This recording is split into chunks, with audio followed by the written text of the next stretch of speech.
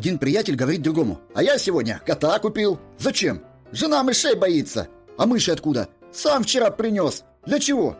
Давно хотел кота завести. Приходит жена домой, ее встречает муж. Вместо приветствия она говорит мужу: дорогой, я пришла к выводу, что нам нужно развестись. Муж ей отвечает: обоими рогами за. Жених вышел из ЗАГСа и, увидев гадалку, протягивает ей ладонь и говорит: поворожи мне. Та посмотрела на руку и говорит: можно сказать одним словом: поздно. Врач говорит пациенту: да, батенька, а легкое надо удалять. Зачем? Оно же не болит. Печени расти некуда.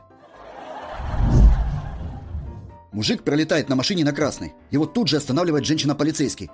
Мужик опускает стекло и спрашивает: сколько? 2000. Хорошо, садись. Первобытная женщина проводила мужа на охоту. Вдруг в пещеру к ней просится замерзший мужик. Жалко ей стало. Схватила его и в пещеру затащила. Раздвинула перед ним ноги и говорит: а ты ко мне приставать не будешь? Не буду. Я ведь замерз и сильно устал. Женщина бросает его на свое ложе, прыгает на него сверху и говорит: а я буду.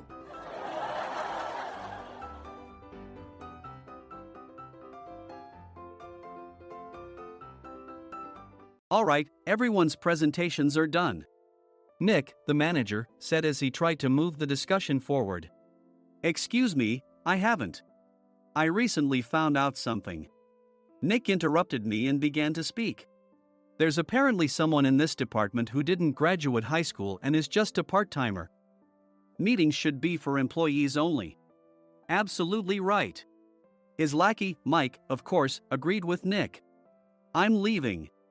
After leaving the meeting room, I started to shut down my computer. I noticed that an email had arrived, not in my personal inbox, but in the company's shared email. Thinking, there's no point in speaking up, no one will listen, I went home quietly. The next day, I heard a commotion from Nick's desk. He was staring at his computer screen, his face pale. Nick? Is something wrong? Mike looked at the screen with him. And he turned even paler than Nick. Why is he so angry? Knowing the reason for Mike's distress, I thought to myself, serves them right. My name is Adam. My mother passed away when I was in the 9th grade, and I was raised by my father. Well, you could hardly call it being raised. After my mother passed, my father changed. He drowned his sorrows in alcohol, and though he still went to work, he squandered our living expenses on horse racing. Because of that, I had to start working part-time as soon as I entered high school. Every month, I went to the convenience store with bills in hand that couldn't be auto-deducted from my father's account. Even though I endured it because I didn't want to be alone, I reached my limit in my second year of high school and dropped out. I found a live-in job at a distant inn. Thank you for everything. The day I left home, my father, still staring at the TV, spoke. Take care. That was our last conversation. Back then, 18 wasn't the age of majority, so I needed my father's permission to work, and I couldn't hide my place of employment. Yet, my father never visited me even once. I kept working just to survive, and before I knew it, I was 42. Years of hard work paid off, and I was transferred to the headquarters. I was thrilled to be recognized by the company, as I thought I'd be working in the field until retirement due to my lack of formal education. Listen up. Our work can change the future of our employees. Don't drag us down. On my first day after the transfer, Nick, dressed in an expensive suit, spoke sternly. There was a reason for this. Our inn was located in a prominent tourist destination, known so well that everyone in the state could sing its commercial jingle. At its peak, we had 5 locations within the state. But that was long ago.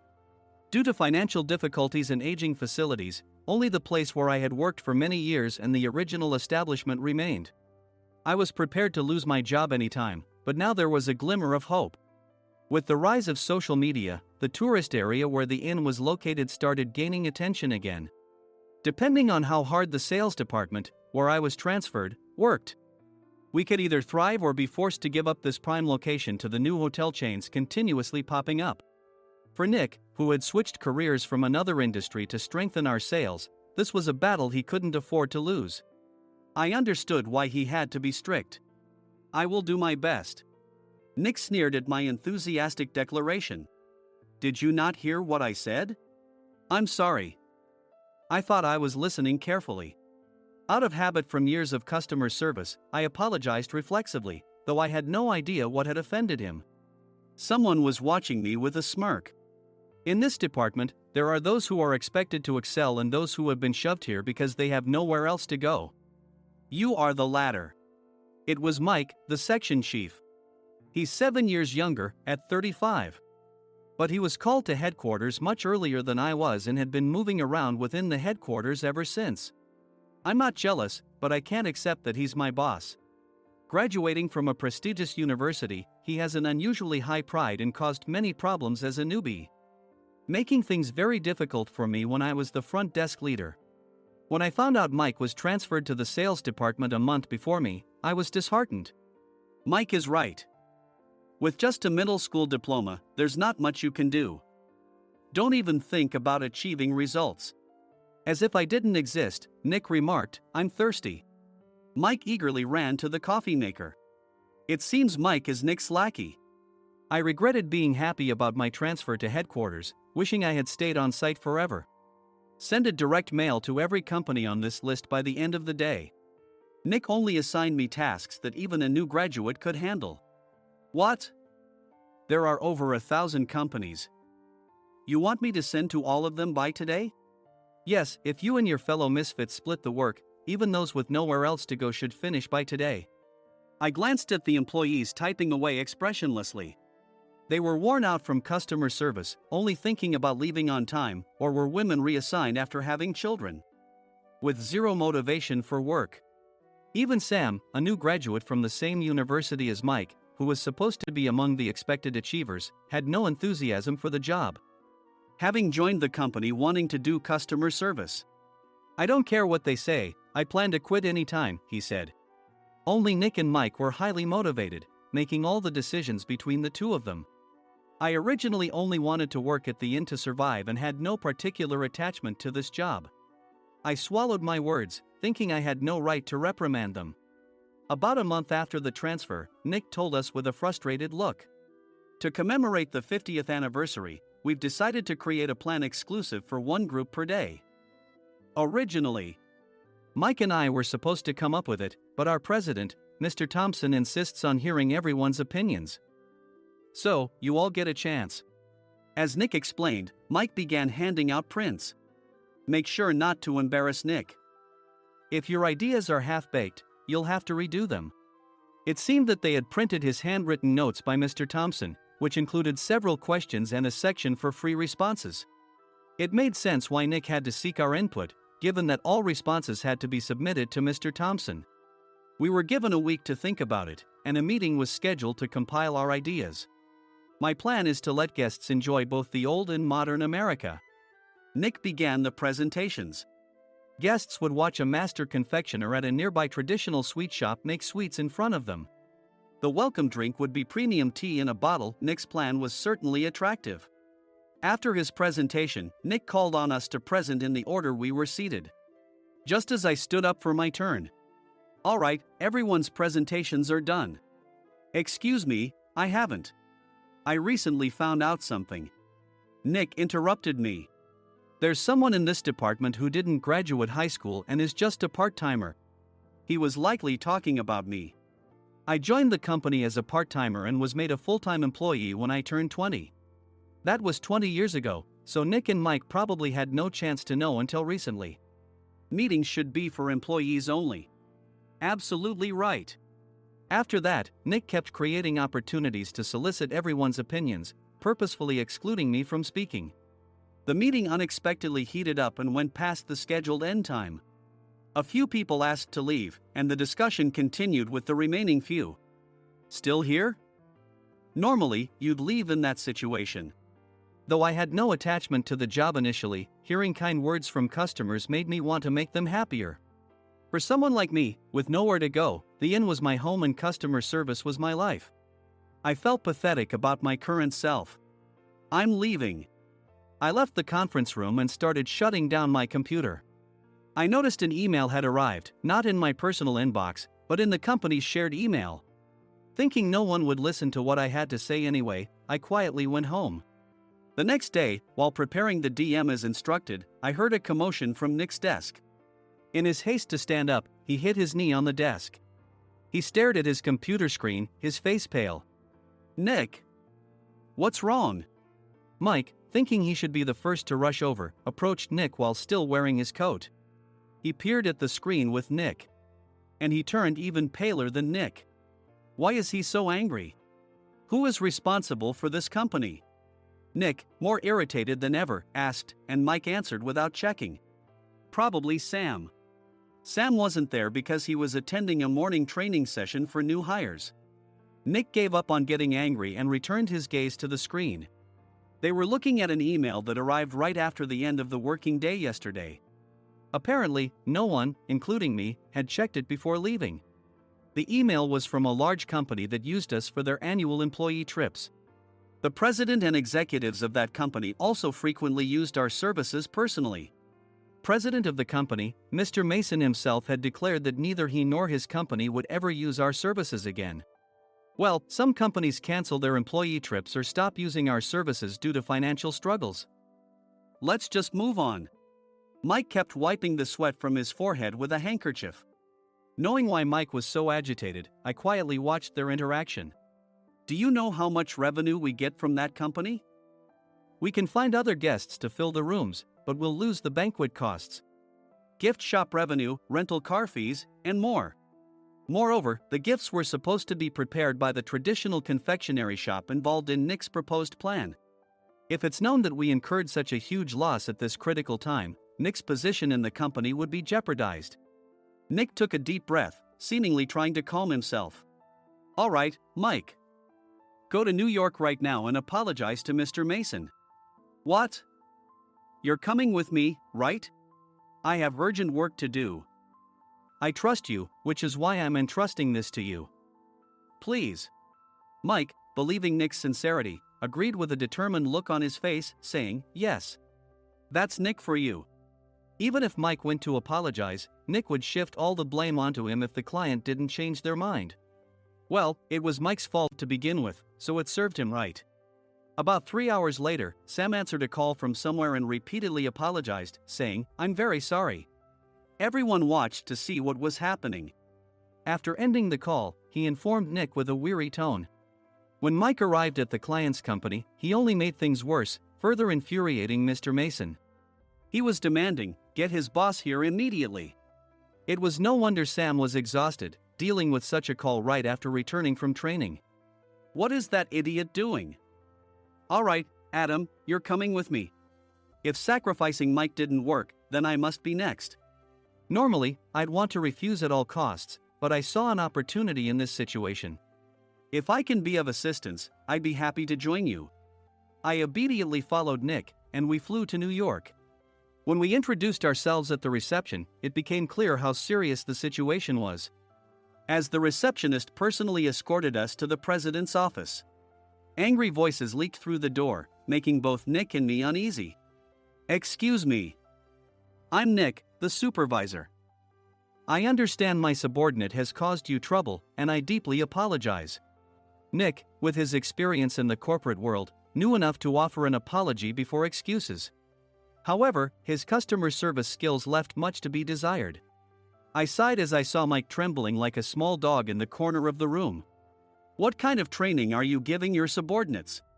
Mr. Mason glared at Nick with a red face. The intensity of his gaze made even Nick take a step back.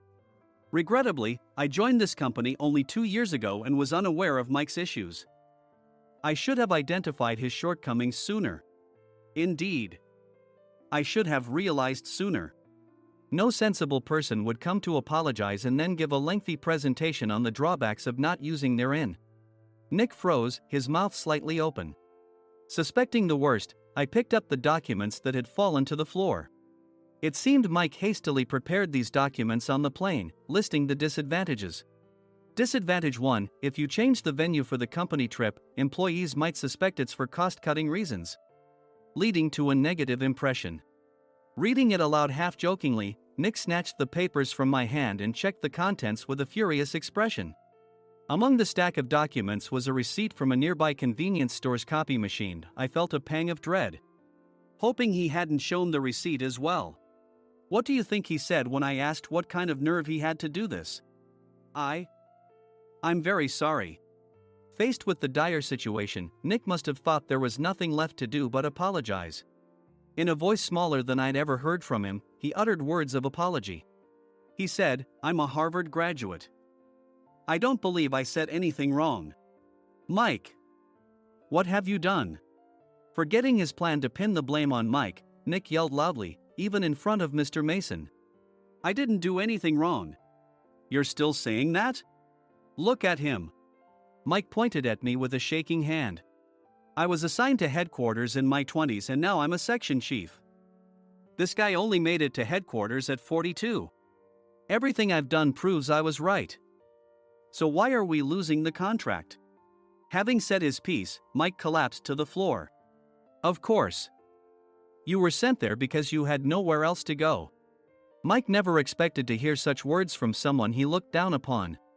He lunged at me, and Nick hurriedly stepped in to stop him. "Mr. Thompson told me Mike is a quick thinker, and to take good care of him." There's no way he was pushed aside. "Don't make things worse here. He didn't say quick thinker, he said only quick-witted, didn't he?" I don't remember that part."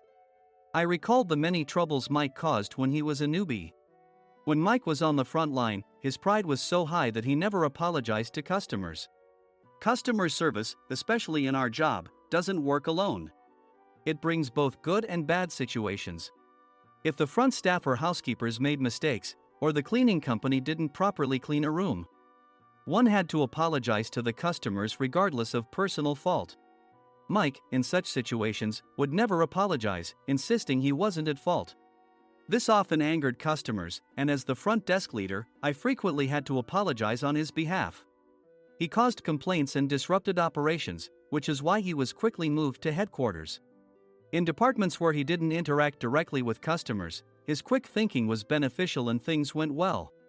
But it seemed his flaws were starting to show. Corporate reservations are supposed to be entered into the system by the sales representative. But a quick check yesterday revealed that more than 10 items were missing from the client's reservation. The handover document clearly stated what needed to be prepared.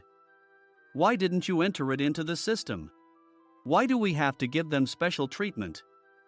Filling rooms near the banquet hall, setting up all the food in advance. Specifying the brand of wine, they're too demanding. No wonder he always angered customers, I thought, feeling a headache coming on. Grouping them in rooms near the banquet hall is for our benefit too. It makes it easier for the staff to set up beds and serve breakfast since everyone's schedule is synchronized. As for the other requests, Mr. Mason suggested them to lighten our load. I didn't know that. Nick finally seemed to realize that Mike was the one who had angered the client. What did you say to them? I just told them we wouldn't give them special treatment anymore. We shouldn't waste effort on things that don't bring in money. I was utterly exasperated at his lack of understanding of customer service. Of course, we shouldn't comply with unreasonable demands. But carrying over successful practices from past stays makes customers feel remembered and enhances their experience. Good memories encourage repeat visits. That's part of our job. I looked down at Mike, who was sitting on the floor. In our job, nothing is a waste. Mr. Thompson likely moved you to the sales department, hoping you'd finally understand this. How do you think he feels now that you've failed to meet his expectations? Mike, tears in his eyes, fled the president's office. I was amazed he still hadn't apologized. You have it tough, Adam. It's okay, we're all employees of the same company. I deeply apologize for this disrespectful incident. Especially after all the care you've shown us. If it weren't for you, Adam, I really would have stopped staying here. When I heard you were moving to the sales department, I was willing to reconsider if you handled it. Seeing us talk so amicably, Nick's face contorted. Do you two know each other? Adam's service is excellent. I always requested him specifically. Normally, we don't accept specific staff requests, but we made an exception for Mr. Mason, adjusting my shifts accordingly. He had personally stayed at our hotel just before my transfer, and during casual conversation, I mentioned, I'm moving to the sales department soon. If I hadn't told him then, things could have been much worse. Please continue to take care of us. I look forward to it. On the return flight, Nick awkwardly offered me a can of beer. It's still working hours. Of course, I had no intention of forgiving him for a single beer. Nick might try to pin everything on Mike and avoid any consequences. While pondering this, a startling fact came to light. Nick, the tea bottles for the plan have arrived. I handed Nick a bottle labeled with our inn's name. They look good. What are you talking about? These are plastic bottles. I had assumed we would use the trendy, high-end bottling tea. But what arrived were ordinary plastic bottles of tea with customized labels. The only unique aspect was the label, which had the inn's name, making it look customized. Upon further investigation, I discovered that a substantial amount of money was set to be paid to the tea company. It was priced like bottling tea. Does this plastic bottle really cost $100 each? The tea inside is specially blended for us. The extra cost is for that. Wouldn't it be better to use another tea company? Or is there a specific reason we must use this one? As Nick continued to make excuses, I showed him a printed email. I informed the tea company's president, Mr. Mitchell, that we discovered irregular payments and he confessed. He said you two were high school classmates and planned to split the extra money. That idiot. Why did he confess? That's not important. You should worry about yourself, this could turn into a police matter. Opening the bottle cap, I suggested. How about calming down with this tea? It supposedly has a relaxing effect. Nick drank the tea frantically. In the following days, decisions were made about their fates. Mike was reassigned to the General Affairs Department, with no chance of transfer or promotion, as per Mr. Thompson's orders. As for Nick, since the payment to the tea company hadn't yet been made, he narrowly avoided legal trouble. Instead, he was encouraged to leave the company, and to avoid further complications, Nick submitted his resignation. Rumor has it that connections between HR departments have made it difficult for him to find new employment. Even though it was good to have those two gone, something unexpected happened in the sales department. Everyone became motivated and united in refining the 50th anniversary plan. In the end, my plan was adopted. We collaborated with the Tourist Information Center to provide personalized guides. The plan, tailored to the number of guests, was truly special for the 50th anniversary. Hey, is Adam's family coming to stay? I immediately booked that special plan for my family. Sam noticed it on the reservation list and quickly picked up on it. Yes, I'm inviting my father. That's great. I might invite my parents too. I lacked the courage to face my father just as Adam. But here, with the confidence Mr. Mason praised, I felt ready. The 50th anniversary plan was a perfect opportunity to reconnect with my father. I hoped to bring back the days when we could laugh together as we once did.